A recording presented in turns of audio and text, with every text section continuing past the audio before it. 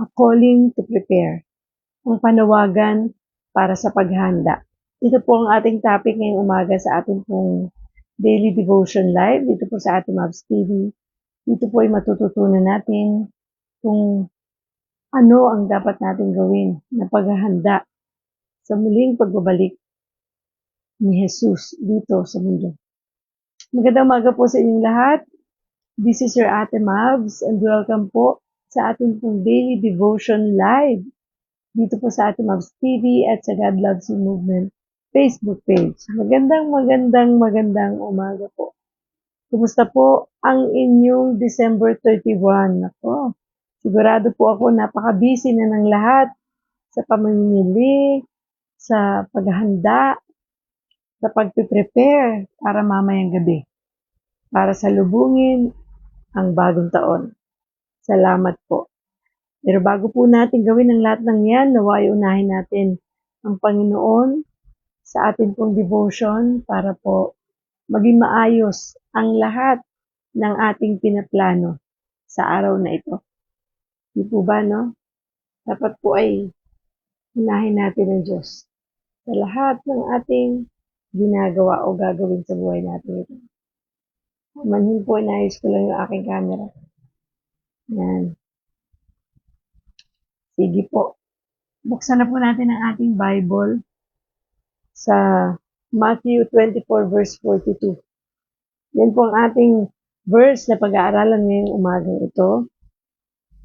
At kung ganito po ang inyong Bible, tulad ng Bible ko, yan po ay matatagpuan sa page 35 ng Bagong Tipan. Bandang dulo na po yan.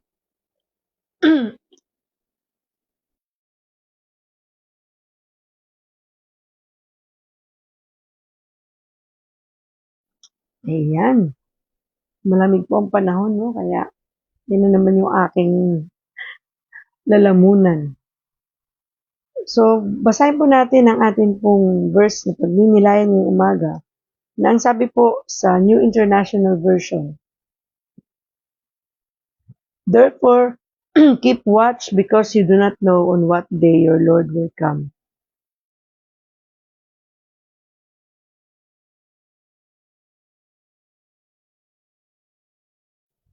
Ulitin po natin, ano?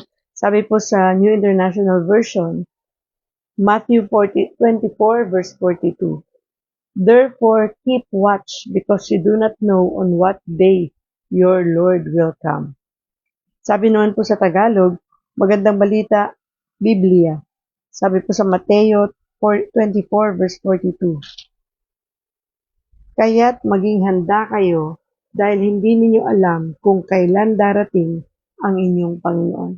Purihin ng Diyos sa pagkabasa ng kanyang salita. Manalangin po tayo. Panginoong Diyos na makapangyarihan sa lahat, maraming salamat po sa umagang ito na muli kami po ay nakapag-devotion, Lord, upang papurihan ka, pasalamatan ka, dakilain ka. Ikaw lang, O Diyos, ang nais naming maitaas sa mga oras na ito.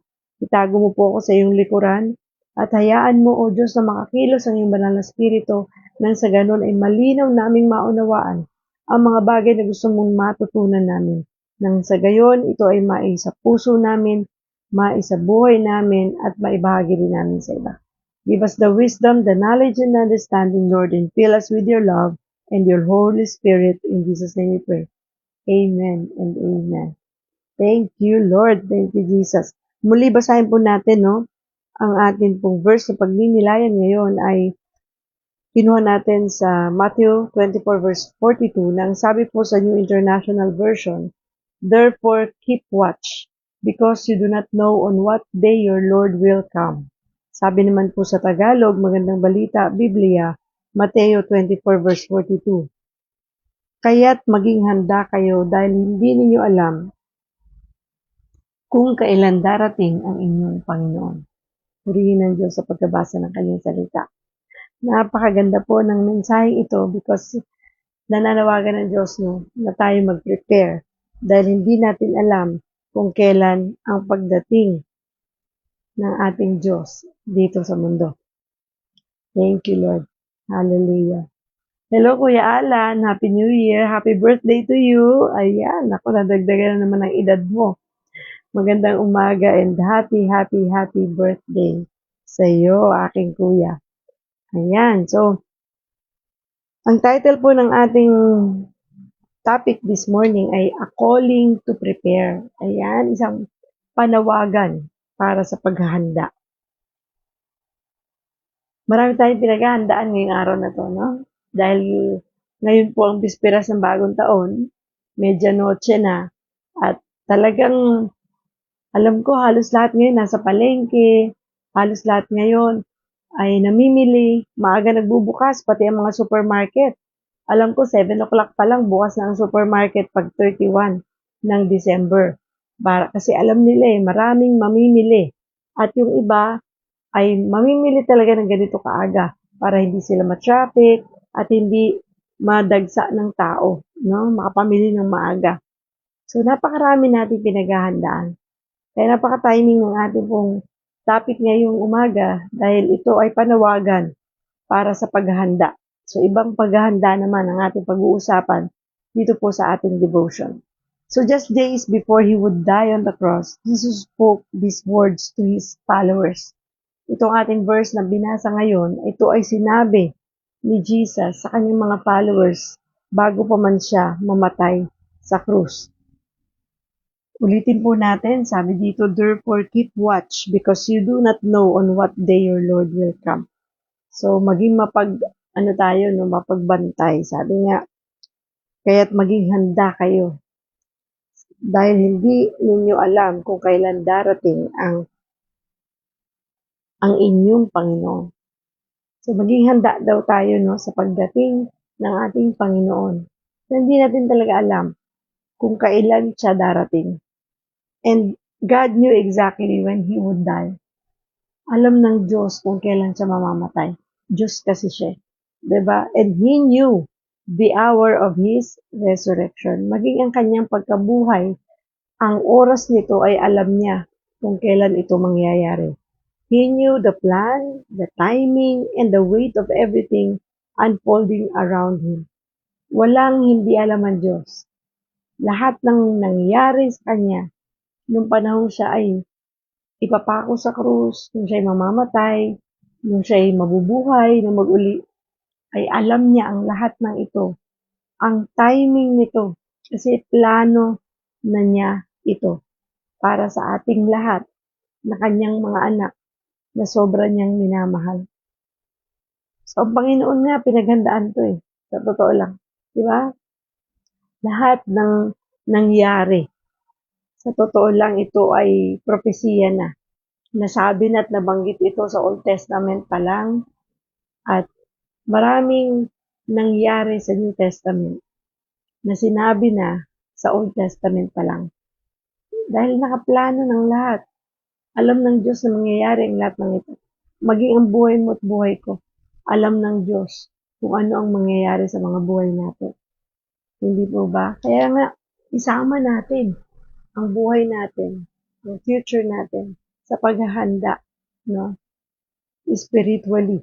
Para nang sa ganon, anumang oras dumating ating Panginoon, tayo'y handang-handa sa kanyang pagdating. Dahil lahat naman tayo, dahil sayo natin sa gusto, darating siya. Darating siya.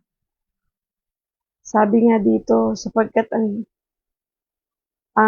darating ang anak ng tao na parang kidlat na gumuguhit mula sa silangan hanggang sa kanluran. At ang sabi, ito po ay nasa chapter 24 verse 27.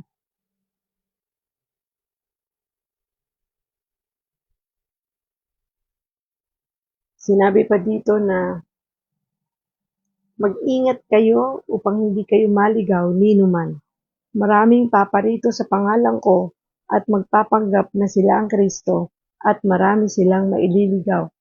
Kaya nga po, sa panahon natin ngayon, alam ng kaaway, alam ni Satan, malapit nang dumating si Jesus Christ. Kaya naman, nag-double time, triple time siya. Sobra siyang eager na gawin ang lahat para lamang makapagnakaw, makapangwasak, di ba? To kill, to destroy, and to steal ang mga tao para dumating si Kristo, hindi tayo handa. Ginugulo niya tayo sa maraming bagay at gumagamit siya ng mga tao para iligaw tayo. Kaya nga sinabi dito, no, maraming paparito, maraming lalabas na mga false prophet, mga taong magtuturo ng mali para tayo ay guluhin, para tayo ay linlangin at ilayo sa tamang katuruan, para hindi tayo kay Lord mapunta, kundi kay Satan. Sabi nga natin, di ba? Dalawa lang ang pwede nating maging tatay sa mundong ito. Ang Diyos o si Satan. Kanino ba tayo kakampi? Kanino ba tayo gusto napunta? At yan ay isang katotohanan na minsan parang ayaw natin pag-usapan, pero yun talaga ang katotohanan. We need to prepare. And sabi pa dito, marami daw tayong makakarinig kayo ng mga labanan at makakabalita ng mga digmaan sa iba't ibang dako. Ngunit huwag kayong mababahala dahil talagang mangyayari ang mga iyon, bagamat hindi pa iyon ang katapusan ng mundo. Di ba nakasulat talaga lahat? Ang daming nangyayari sa paligid natin. Kaliwat kanan, sa ibang bansa, sa Pilipinas. Di ba kasama na dyan yung mga graft and corruption, yung mga kaguluhan, yung mga namamatay, yung mga ang daming bagay, mga digmaan sa ibang bansa. At tunay na nakasulat yan dahil alam mo ng Diyos na mangyayari ang lahat ng yan. Kaya nga po huwag tayo mabahala. Dahil ang importante, alam natin sa ating puso kung ano ang laman nito at kung sino ang ating pinananampalatayanan. Kaya nga, ngayon pa lang, ay dapat na alam mo at masiguro mo kung kanino ka nakapanig, kung sino ba ang Diyos mo sa buhay mo, at kung kanino mo ipinagkakatiwala ang buong buhay mo. At sabi pa dito, maglalaban-laban ang mga bansa at gayon din ang mga kaharian. Magkakaroon ng tagutom at lilindol sa maraming lugar. Grabe, no? Totoo talaga, lilindol, di ba? Dami ng lindol ang dumaan.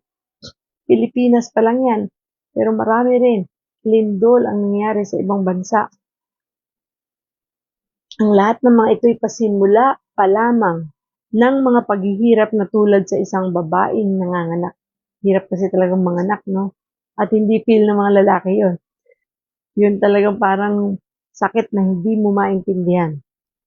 Sabi pa sa verse 9 ng chapter 24, pagkatapos ay kapupuutan kayong lahat dahil sa inyong pagsunod sa akin. O hindi ba, pinipersecute ang mga taong sumusunod sa Panginoon at mga nagbabalita ng mabuting balita, di ba? Kailan lang, this year lang yan, merong isang evangelist na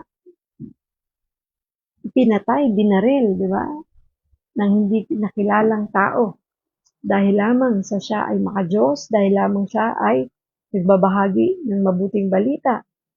Di ba? Marami pong ganyan at marami na pong mga lingkod ng Diyos sa ibang bansa ang pinatay, mga pastors, kasi sila ay mga lingkod ng Diyos, pinipersecute. At kahit tayo na mga simpleng lingkod ng Diyos, di ba maraming tao ang hindi tayo pinaniniwalaan, parang ginajudge tayo kasi kilala nila tayo bilang hindi mabuting tao. Pero huwag tayong mabahala dyan. Magpatuloy lamang tayo sapagkat yan ay nakatakdang mangyari at ang lahat ng yan ay alam ng Diyos. Kung kaya naman hindi niya tayo pababayaan. At ang sabi pa dito, at dahil dito ay marami ang tatalikod sa kanilang pananampalataya, mapuput sila at magtataksil sa isa't isa. Marami ang magpapanggap na propeta at ililigaw ang mga tao. Lalaganap ang kasamaan kaya't naman lalamig ang pag-ibig ng marami.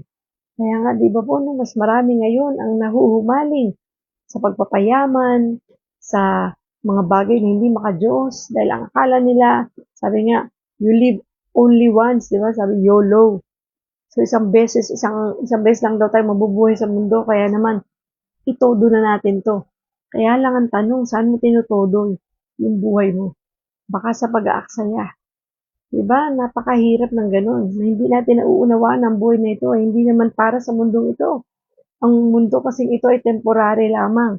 Ito ay temporary shelter natin. Hindi ito yung buhay na, hindi ito yung mundo o yung tahanan na inihanda ng Diyos para sa atin. Dadaan lang tayong lahat dito. Ang ending talaga ang mahalaga. Yung katapusan natin sa mundong ito. At yung pagdating ni Kristo ang mahalaga. Dahil yun yung dapat na pinaghahandaan natin. Di ba ang tao ang dami pinaghahandaan sa mundong ito eh.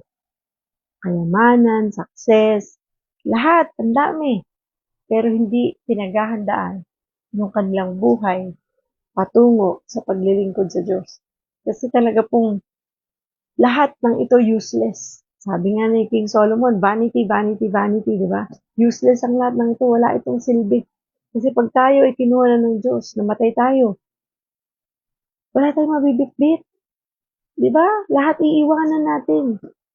Ultimong damit na pinakamagandang binili mo, pinakamahal na damit na binili mo, maiiwan lahat yan dito sa lupa. Yung bahay mo, yung kotse mo, pera mo, lahat yan maiiwan. Yes, walang problema na may maiiwan ka sa mahal mo sa buhay dahil pinaghandaan mo yan. Pero ang tanong, naiwanan mo nga sila ng napakagandang bahay, material na bagay, pero naiwanan mo ba sila ng isang mabuting balita o magandang balita na nawa sila ay nakakilala sa Diyos bago man pumanaw sa mundong ito? Kasi yun yung mahalaga dun eh. Di ba? Kasi yung iiwanan natin sa kanila, ang tunay na kayamanan ay ang salita ng Diyos.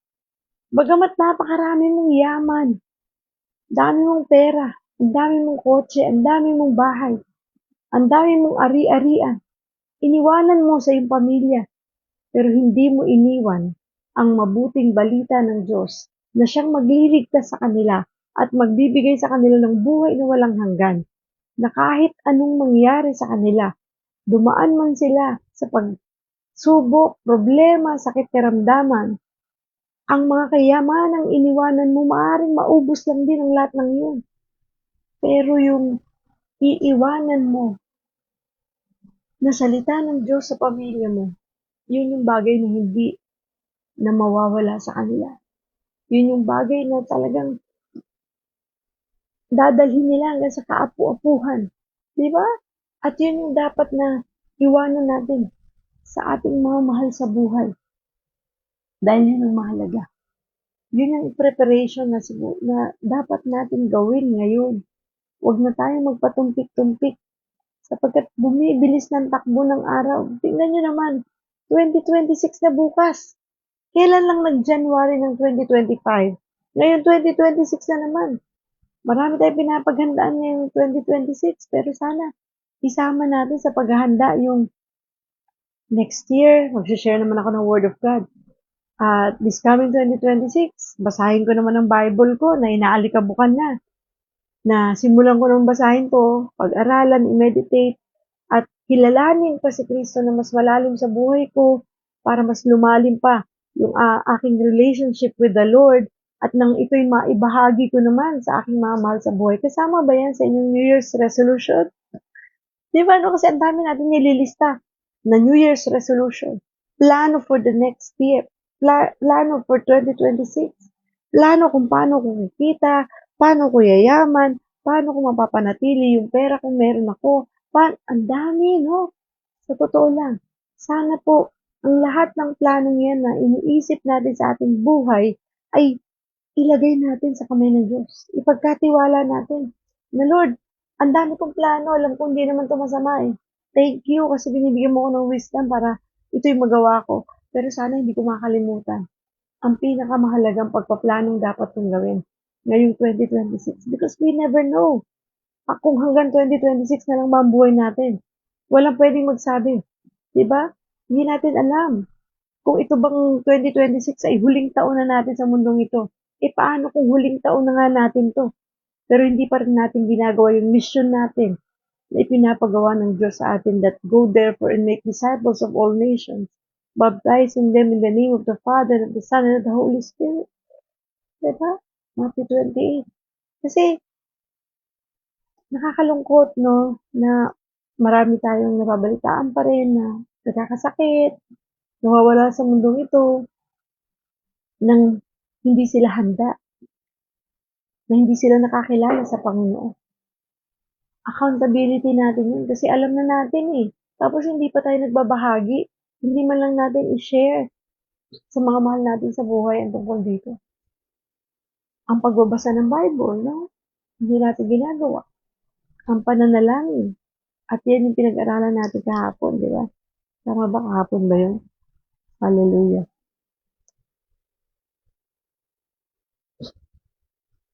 Kaya naman po, I encourage everyone. Ito pong Matthew chapter 24. Basahin po natin. Kasi ang ganda ng nilalaman nito. Yung kabuuan ng buong chapter, hindi naman ganun kahaba. I hope bigyan nyo ng oras after this devotion na mapagnilayan po ninyo para mas lalo po nating maunawaan yung pinag-uusapan natin ngayon. Kasi daming pwedeng pagnilayan sa verse na sa chapter na to, promise. Ang ganda po kasi ng nilalaman niya. Hanap ko lang po yung ano ko. Wala. Yung ating pinag-aaralan.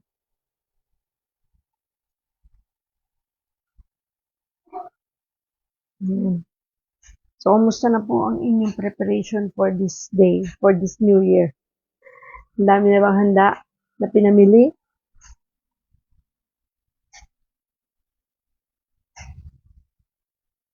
Yun, thank you Lord. Thank you Jesus. So, ang sabi po dito,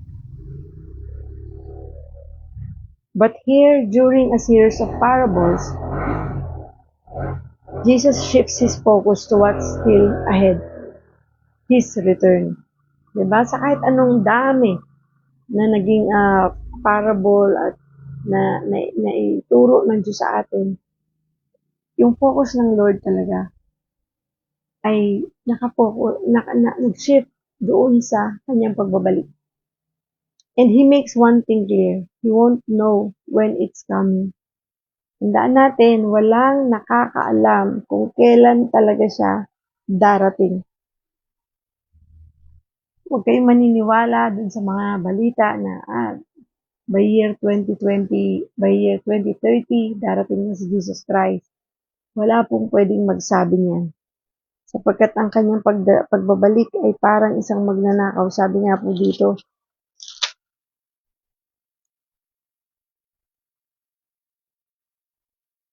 ayan, ngunit tungkol, sabi sa chapter 24 verse 36, ngunit tungkol sa araw at oras na iyon ay walang nakakaalam, kahit ang mga anghel sa langit o maging ang anak man. Ang Ama lamang ang nakakaalam nito. Ang pagdating ng anak ng tao ay tulad noong panahon ni Noe. Tatandaan niyo yung Noah's Ark? Nang mga araw na iyon bago bumaha, ang mga tao ay nagsisikain, nagiinuman at nagsisipag-asawa hanggang sa araw na pumasok si Noe sa barko.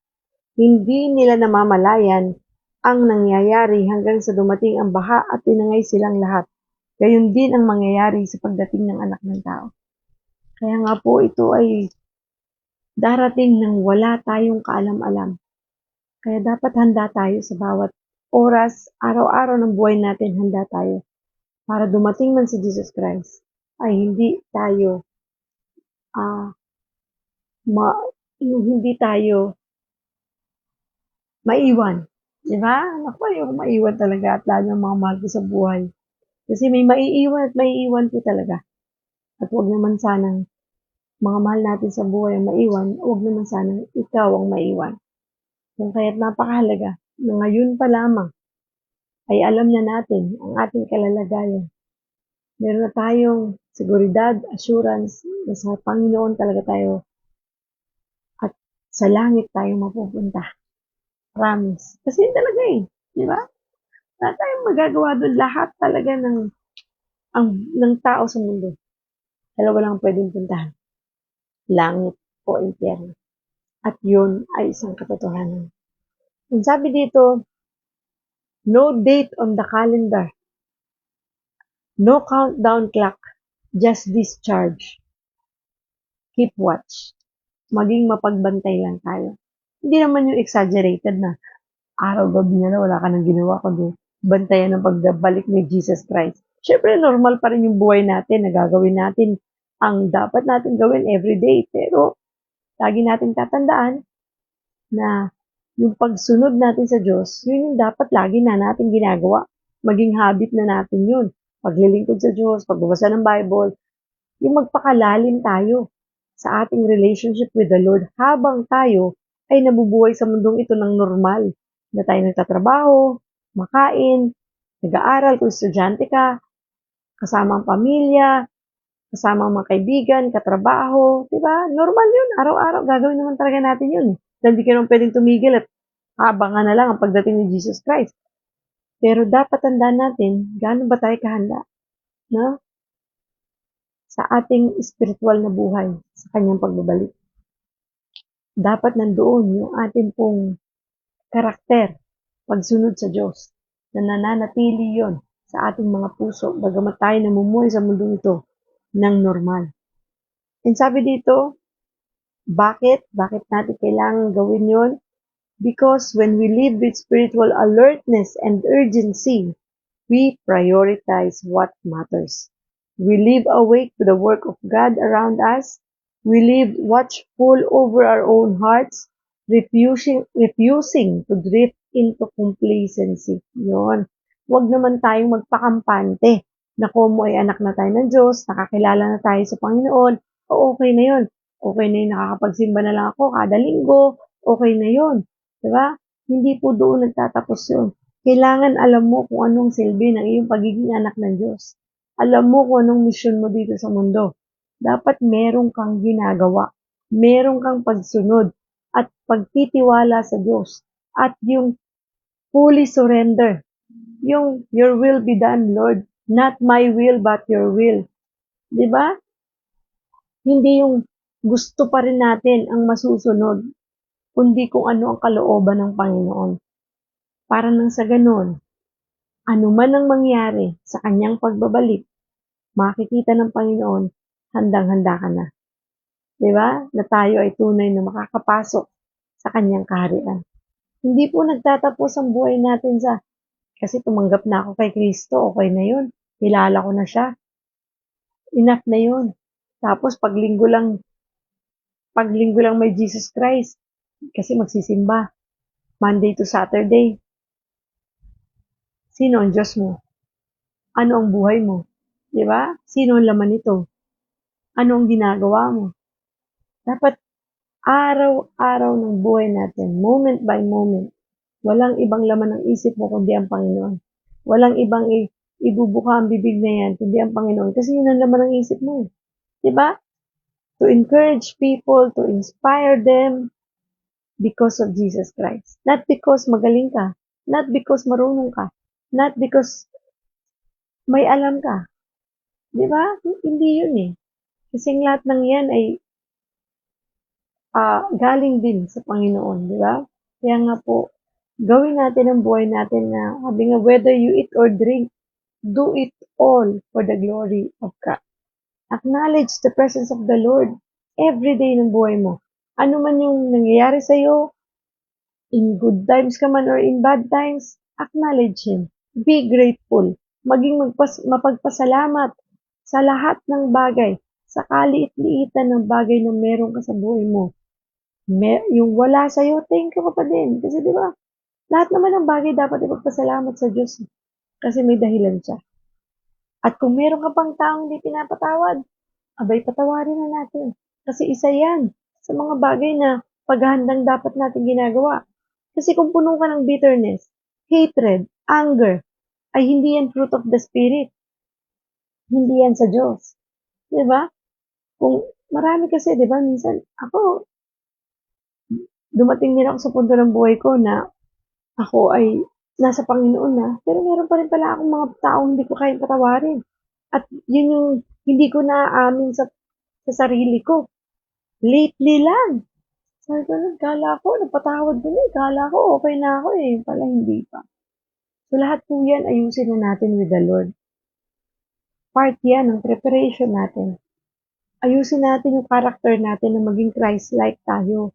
Hindi man natin ma-perfect yan, but at least nandun yung desire mo na gusto mong magbago, na magpaayos sa Diyos at sumunod sa kanyang kalooban, maging obedient, di ba? Kasi yun talagang nais ng Panginoon sa atin eh, ang makasunod tayo sa kanyang kalooban. Yung hindi na natin kinukontra yung kanyang gusto sa buhay natin. Yung go with the flow tayo sa plano ng Diyos sa atin. Yun ang nais ng Panginoon eh. And then, go tayo, di ba? And sabi dito, if every day could be the day Jesus returns, then we must live every day with the same obedience to His calling for us. So isipin mo palagi na bukas darating na si Jesus Christ. Bukas darating na siya. Kahit hindi pa dahil wala naman nakakaalam, pero sa utak mo, yung mindset mo, darating na siya. Nang sa ganun, yung kilos mo, yung galaw, yung mindset mo, yung lahat ng ginagawa mo, all for the glory of God. Diba? Kasi darating na si Jesus Christ eh. Hindi natin sinasabi na doon ka natitira sa church. Hindi natin sinasabi na wala ka nang gagawin kundi mag-ministry na lang the whole life mo. Parang lahat na lang ng oras mo sa simbahan na, sa church na. Hindi yun ang sinasabi natin. Kasi kailangan natin magtrabaho pa rin, di ba? Pamilyadong tao tayo. Kailangan natin magtrabaho. Pero tandaan mo, lahat ng ginagawa mo, gawin mo yan para sa Panginoon. At huwag mong kalilimutan na siya ang lahat ng yan. Diba? To acknowledge Him, to thank Him, to praise Him, to honor Him, to glorify Him. And check mo yung sarili mo, glorifying ba lahat ng ginagawa ko sa Diyos? Kasi baka hindi, ayusin ko na. Yan yung mga preparation na sinasabi ng Panginoon sa atin. Na mamuhay tayo sa ating pang-araw-araw na ang Panginoon lang ang inuuna natin palagi. When you wake up in the morning, anong ginagawa mo? Diba? Nasaan ka nakaangkla? Sinong pinanghahawakan mo na pag nawala ba ito, kakabahan ka, matatakot ka? Kanino ka nakakapit? Kanino tayo nakakapit sa buhay natin ito? Ang buhay natin ito, sabi ko nga, everything in this world are temporary. Lahat ito ay temporary lang. Come and go yan. Napansin nyo, ilang taon na tayo nabubuhay sa mundo? Come and go naman talaga eh. Trabaho, success, pera. Lahat come and go. Kakaroon, mawawala. Kasi temporary nga ang lahat ng ito. The only permanent is your relationship with the Lord. Kaya yun ang dapat na ayusin natin sa Panginoon. Diba? Thank you, Lord. So, Jesus isn't calling us to panic. Ayan, huwag mo tayo mag-panic, di ba? Kasi parang, Ate Mabs naman, ano ba yung mga sinasabi mo? Na bukas darating na si Jesus Christ? Baka mag-panic tayo, no? Hindi naman tayo tinatawag ng Diyos o sinasabihan ng Diyos ngayon para mag-panic tayo. But He's calling us to prepare. Maganda tayo. Kasi di ba, lahat naman ng bagay pinaghahandaan natin eh. Ganon tayong mga Pilipino eh. Tayo, ang Pasko, pinaghahandaan. Meron nga dyan, January pa lang, nag-iipon na para sa Pasko. Di ba? Para sa tuition ng anak. Lahat pinaghahandaan natin yan. And Jesus is inviting us to stay faithful and hopeful in a world that can dull our sense of eternity. So, gusto ng Diyos na lagi tayong faithful. Lagi tayong punong-puno ng pag-asa. Kasi ang taong punong-puno ng pag-asa, may Diyos sa puso yan. Kasi kung sa Diyos ka nakatingin, hindi ka mawawala ng pag-asa. Dahil alam mo na merong Diyos na laging gagabay sa'yo, laging tutulong sa'yo, laging mag-guide sa'yo, laging mag-iingat sa'yo. Diba? Kasi ganun ang tunay ng mga anak ng Diyos. Hindi natatakot, anuman ang harapin niya bukas, anuman ang harapin niya sa kinabukasan, kasi may Diyos na nagmamahal. May Diyos na nag-iingat. Imagine mo naman, ilang taon na tayo nabubuhay sa mundong ito. Ilang pag-iingat na ang ginawa ng Diyos sa atin. Kung kaya't buhay pa tayo hanggang ngayon, kung kaya't malakas pa tayo hanggang ngayon, kung kaya't gumaling tayo sa ating mga karamdaman, so anong dapat ipag-alala sa kinabukasan? Diba? Thank you, Lord. Minsan, sabi ko nga, itong panahon ng buhay ko ngayon, 2020, simulang na-stroke ako. That was April 2023. Talaga, iba yung turning point ng buhay ko eh. Yung hindi na ako sobrang Hindi ko po sinasabi para i-brag yung sarili ko, para gusto ko lang i-share na ang kabutihan ng Panginoon talaga na pag sa Kanya mo ibinigay ang buhay mo. Hindi perfect yung buhay ko, simula na ma-stroke ako, pero andun yung peace, andun yung joy, sa kabila ng traumatic yung pagka-stroke ko. Kasi ang hirap po talaga sa mga na-stroke na minsan nga lalabas ka, may isip mo bigla, ba't parang masakit yung paa mo, ba't parang masakit yung ulo mo, naku baka ma-stroke ka na naman, mga ganung bagay. Nandun pa rin naman yun. Pero yung contentment, yung saya, yung joy, yung na hindi hindi naman gano'n yung buhay namin dati. Yung buhay namin ngayon hindi katulad ng dati. May sarili kaming bahay, may kotse kami, maayos yung takbo. Hindi gano'n ngayon eh. Pero ba't masaya? Na andun yung peace na hindi nagkukulang. Thank you Lord, sobra. Napakaraming pwedeng ipagpasalamat sa taong 2025. Kaya sabi ko, Lord, napakabuti mo na kapag ganun tayo laging grateful, hindi mo na maiisip yung pangit na nangyayari sa buhay mo eh. Kasi ang nakikita mo na lang, yung lahat ng mabubuting nangyari.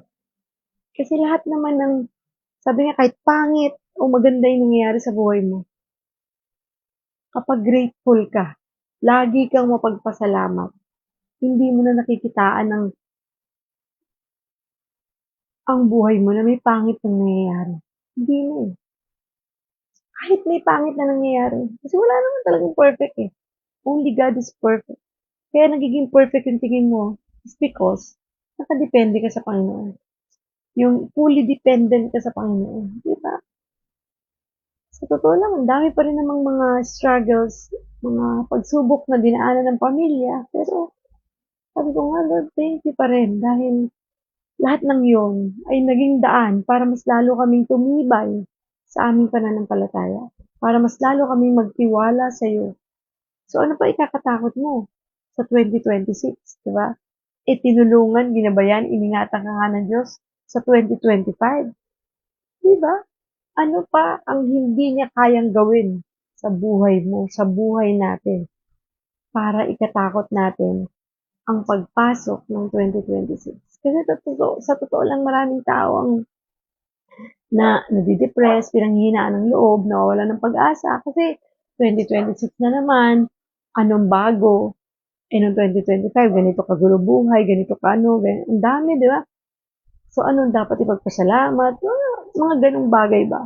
Pero sa totoo lang, yun lang na malakas ka ngayon, masigla ka, may kakayahan ka pa sa makakilos, wala kang sakit na tulad ng iba, na yung iba ngayon nakaratay sa hospital, nagipaglaban sa buhay. Alam mo, ang dami natin pwede ipagpasalamat talaga. At yun yung bagay na dapat natin panghawakan para tumapang ka na harapin ang 2026 with the Lord. Kung ang buhay mo ay hindi pa nakaangkla sa Panginoon at hindi pa ang Panginoon ang may hawak nito, pues ipahawak mo na yun sa Diyos. Kasi ang buhay na hindi nakaangkla sa Panginoon ay talagang nakakatakot. Sa totoo lang.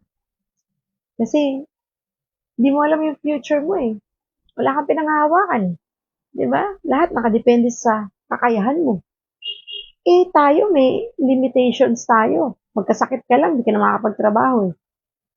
Di ba? Lahat, samantalang sa Panginoon mo angklang buhay mo. Panigurado. Napakaganda na magiging future mo. Pangit man yan sa mata ng iba, pero hindi mo na makikita ang pangit nito kasi alam mo, sigurado ka na ang Diyos na may hawak ng buhay mo ay pangangalagaan ka, iingatan ka, gagabayan ka, tutulungan ka, susuportahan ka, ipoprovide ka. Diba? Grabe ka perfect ang Diyos natin. Kaya nga Lord, thank you talaga. Salamat, salamat, salamat. Kaya naman yun yung lagi natin itinuturo dito na to put God first in everything that you do. To honor Him, to glorify Him. At kung wala ka pang personal na relasyon sa Diyos, Yun yung isang dapat na unahin mo ngayon. Before pumasok ang taong 2026, siguraduhin mo na meron kang personal na relasyon sa Diyos. That you accept Jesus as your Lord and Savior. Inamin mo na ikaw ay makasalanan at inihingi mo na ito ng tawad sa Diyos. At tunay na ito'y tatalikuran mo na. Kung hindi mo pa yan nagawa ng 2025, kahit ikaw ay anak na ng Diyos, then ito na yung taon na dapat mong gawin ito. Talikuran mo na ng tuluyan yung kasalanan mo. At dahil dyan, makikita mo ang bunga ng pagsunod natin sa Diyos. Yung pagpapatawad, magiging madali na yan. Ang pinaka-importante lang is to believe and to have faith that Jesus is Lord. Diba? Ang Diyos natin ay buhay, dakila at makapangyarihan sa lahat. Baka wala ka pang personal na relasyon sa Diyos, ay yun ang isang bagay na siguruhin mong dapat meron ka. Ngayon, kung meron ka naman na relasyon sa Diyos, ang dapat ay ayusin mo yung pagsunod sa Diyos. Evaluate mo yung sarili mo. Meditate ka mamayang gabi, mag-reflect ka, Lord, kumusta ba yung 2025 ko? Naging mabuti ba akong lingkod mo? Naging nakasunod ba ako sa kalooban mo? Meron pa ba akong hinanakit sa puso ko? Meron pa ba na sakit dito sa puso ko? Meron pa ba nagalit sa puso ko? Meron pa bang mga negative thoughts na nandito sa isip ko? Tulungan mo ako, Panginoon, na wag ko na itong bitbitin ngayong 2026. At matuto na akong tunay na magtiwala sa iyo ng buong buo. Nang wala na akong titira. Sa iyo ko na lahat ibibigay, Lord. At ikaw na ang bahala sa 2026 ko. At pag ginawa natin yan, dapat wala ka ng pag-aalala. Iwan na natin lahat yan. Diba? Kasi wala naman talaga pong tutulong sa atin kundi ang Panginoon. Wala talaga. Ang mga tao sa paligid natin, gagamitin ng Diyos para tulungan tayo, yes. Pero lahat ng yan may limitations. Only God is limitless. Thank you, Lord. Hallelujah. And sabi pa niya dito, to keep our hearts anchored in the truth that this world is not our final home and He is coming again to make all things new. Diba? Kaya nga exciting eh. Yung pagbabalik ng Diyos. Kasi yun yung bagay na sobrang nilulook forward ko talaga. Kasi yun yung magkakaroon na tayo ng bagong buhay, bagong pag-asa, buhay na walang kalungkutan, buhay na walang away, buhay na puro kasiyahan na lang, puro pagpupuri sa Diyos. At makikita na natin si Jesus Christ, di ba? Sabi ko nga, no, thank you talaga. Kaya naman, gusto kong maging qualified, no? Qualified talaga. Yung gusto kong maging mapasama doon. At talagang ayusin ang buhay ko in accordance sa will mo. Makasunod talaga ako. Yun yung bagay na gusto kong paghandaan sa bawat araw ng buhay ko. Araw-araw. Hindi man ako maging perfect sa mata ng tao, pero I know and I believe perfect ako sa mata ng Diyos. Dahil pinipilit ko, dahil ang Diyos hindi naman po mahirap na usap eh. Diba? Ang Diyos hindi po siya yung tulad ng tao, judgmental. Ang Diyos hindi ganun. Alam niya laman ang puso mo. Ang tao, hindi naman nila nalalaman yung laman ng puso mo. Nakatingin lang sila sa panlabas mo, sa kilos mo, sa ginagawa mo. Kaya pag konti pagkakamali, isama mo ng tao. Pero sa Diyos, hindi ganun. Hindi siya judgmental. He knows your heart. Alam niya, kung anong ginagawa mo, deep inside your heart. Puso at isip mo. Siya lang nakakabasa niya. Kaya nga, thank you, Lord.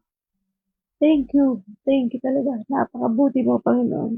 At ang saya kapag dumating na ang Panginoon, ikaw at ang iyong buong pamilya at ang iyong mga mahal sa buhay ay sama-samang akit sa langit sa piling ng Panginoon. Kaya nga gawin natin yung part natin ngayon habang may oras pa. Habang kaya pa natin gawin. Magbahagi na tayo ng salita ng Diyos. Thank you, Lord. So we watch and wait, but not complacently.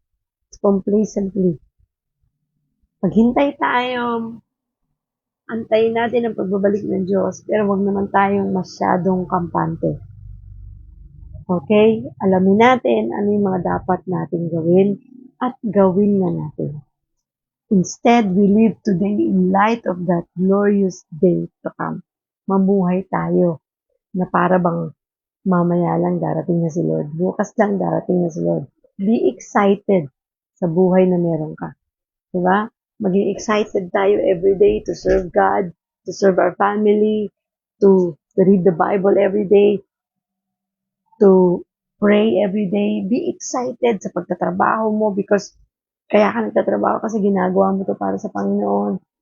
Hindi lang para sa pamilya mo, laliman mo yung dahilan mo. Ginagawa mo to because you want to glorify the Lord. Pinagbubuti mo ang negosyo mo, pinagbubuti mo ang trabaho mo because you do it all for His glory.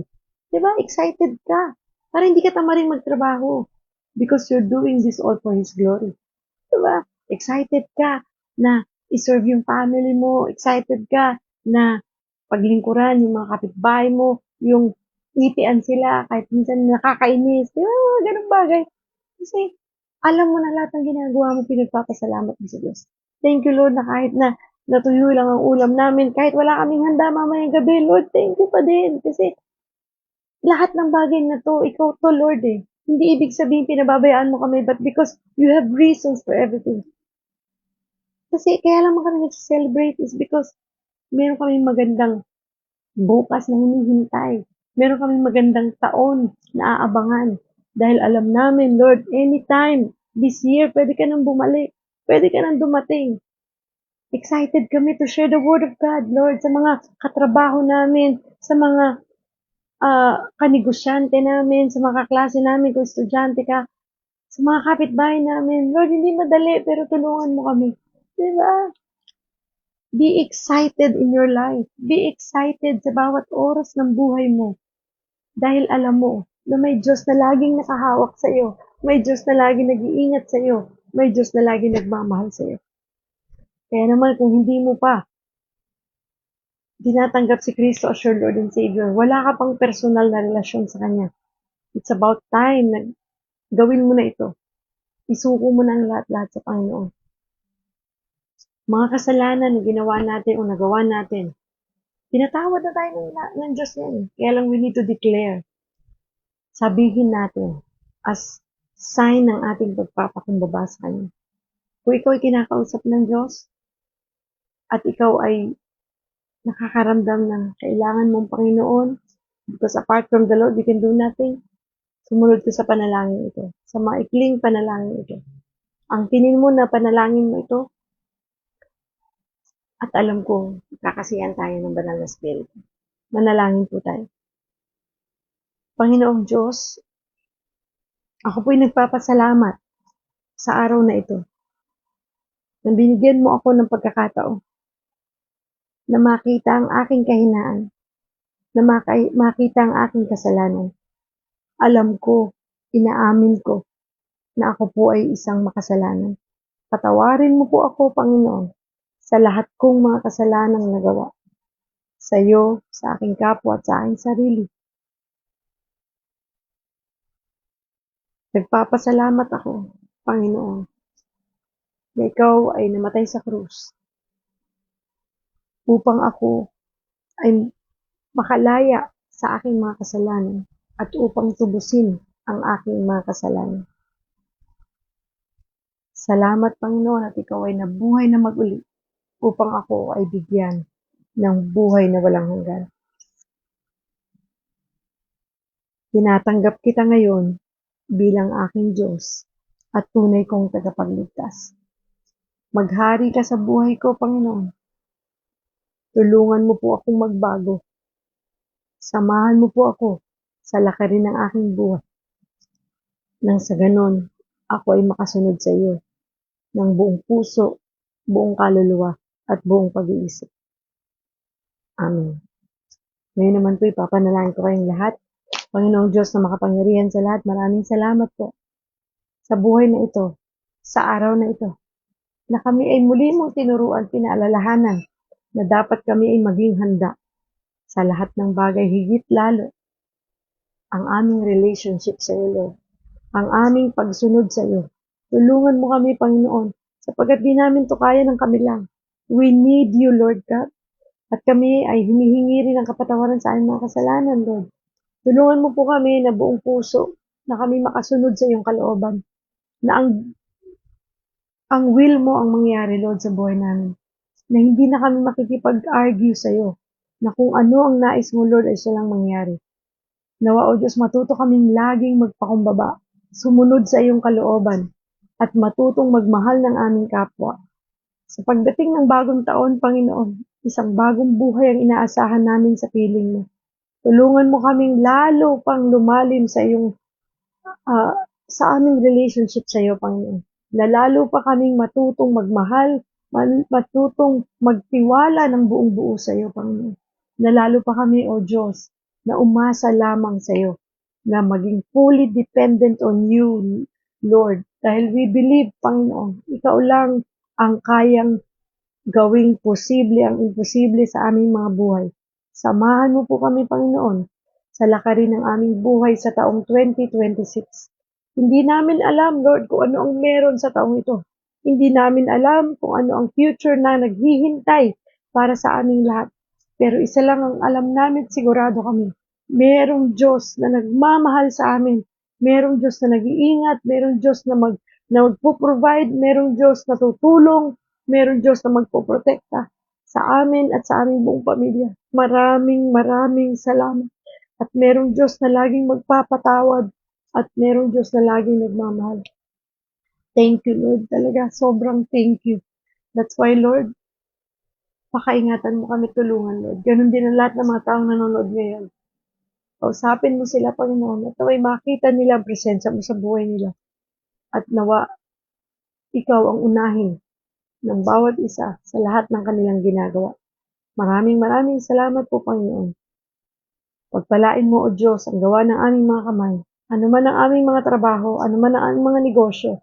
Tulungan mo kami, Panginoon, na ito'y magamit ng maayos bilang pagsuporta sa aming pamilya, bilang pagtulong sa mga aming kapwa, at bilang, Panginoon, pagbabalik ng blessing na binibigay mo para sa aming lahat. Naway makita namin, Lord, ang lahat ng ito'y dahil sa iyo. Kung bakit kami pinagpapala, kung bakit kami may kalusugan, ang lahat ng ito, Panginoon, ay ikaw ang nag-iingat. Tulungan mo po, Panginoon, mga taong pinanghihinaan ng loob, ang mga taong nade-depress, ang mga taong may karamdaman hanggang na hindi pa gumagaling. Ituro mo sa kanila, Panginoon, kung ano ang dapat nilang gawin, Lord God. Kausapin mo sila at nawa, Panginoon, isuko nila ang kanilang buhay sa iyo. Maraming salamat po, Lord God. I-bless mo po ang ating Mavs TV family, ang God Loves You Movement Ministry, at ang lahat ng mga activities and projects na ipapagawa mo sa amin ngayong taong 2026. Tulungan mo po kaming magawa namin ang lahat ng ito. At maparangalang ka, Lord, sa bawat gagawin namin. I-bless mo rin, Lord, ang GLU, ang God First, Panginoon. Maraming salamat. Itinataas din namin sa Panginoon ng bansang Pilipinas. Tulungan mo po ito. Tulungan mo po, Panginoon, na maging maayos ang aming bansa. Bigyan mo kami ng mga maayos na leaders, Lord. Leaders na may takot sa Diyos. Maraming salamat, Lord Jesus. We praise you, we honor you, and we bring back all the glory and praises. In Jesus' name we pray. Amen and amen. Maraming salamat. Thank you, Lord. Napakabuti ng Panginoon. Hallelujah. Napakaganda po ng ating topic ngayong umaga. Sobrang thank you, Lord. Thank you, Lord. Thank you, Lord. Salamat, Lord, sa message na kami ay kailangan maganda. Sobra. Hindi lang ng pagkain. Ayan. So, thank you din po sa lahat ng nanood sa thank you, Lord, sa mga nanood sa ating Mavs TV Facebook page. Ayan, Ate Edgy. Happy New Year. And thank you, Lord. Okay ka na. And also kay Ate Jeng de los Santos and Ate Lucy. Magandang umaga po sa inyo. Thank you po sa inyong pagsabay sa akin sa devotion. Bagamat alam ko, busy kayo. Maraming busy tao ngayong araw na to. And sana, sama nyo sa kabisihan ninyo ang pakikipag-ugnayan sa Lord, pray with your family, and sana po ang natutunan ninyo ngayong araw na ito sa devotion na ito, tinuro sa atin ng Panginoon ay bitbitin natin sa pagpasok ng bagong taon. Maraming salamat po sa inyong lahat. Sa mga hindi pa nakapollow, mag-follow po kayo sa ating Mobs TV at sa God Loves You na Facebook page. Mag-subscribe sa ating YouTube channel, ating Mobs TV. Maraming salamat po. God bless everyone.